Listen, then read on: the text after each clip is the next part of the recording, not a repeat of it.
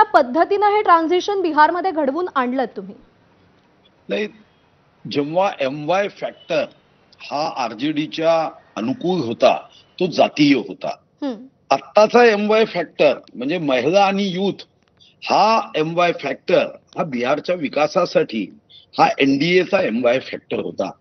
एक गोष्ट आपण लक्षात घेतली पाहिजे की 50% महिला मतदार या देशामध्ये आहे, पण त्यांच्या प्रश्नाकडे विशेष लक्ष देण्याची सुरुवात ही काही राज्यातून झाली आणि त्याचा सुपरिणामही आपण बघितला. आता आमच्या बंधूंनी फार सुंदर विश्लेषण केलं की कोणत्याही विजयाचं पराभवाचं विश्लेषण करताना विजयाची कारणं आणि ती कायम ठेवण्याचा प्रयत्न, पराभवाची कारणं दूर करून विजयासाठी नवीन योग्य निर्णय करणं हे आवश्यक असतं. आपण बघितलं असेल, मी मागे मध्य प्रदेशमध्ये जेव्हा गेलो तेव्हा 230 जागांपैकी आपलं सरकार येण्याची शक्यता कमी आहे असं कार्यकर्ते म्हणायचे. पण शिवराज चौहान साहेब जे 2003 पासून मुख्यमंत्री होते, त्यांनी महिलांना एक भेट दिली. जी योजना आपल्या लाडक्या बहिणीची जी योजना आहे ती तिथं केली आणि मग लक्षात आलं की साधारणतः 28 कार्यक्रमात मी गेलो, हजारोच्या संख्येने महिला तिथे यायच्या.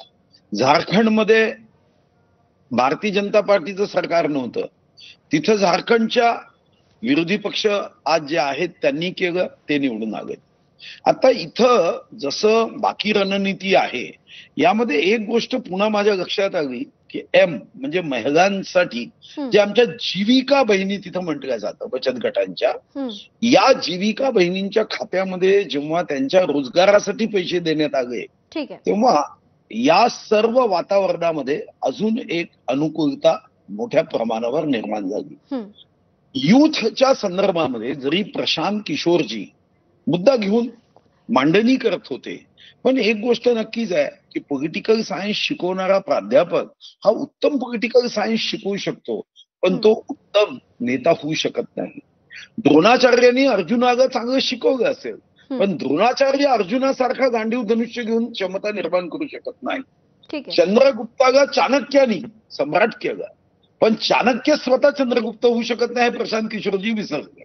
ते म्हणाले 10 राज्यों में मैंने लाई है. पण प्रशांत किशोरजी हे एखाद्या पक्षाला त्यांच्या रणनीतीमध्ये मदत करू शकतात, पण स्वतःच्या पक्षासाठी स्वतःसाठी रणनीती करताना ते मात्र अपयशी झाले.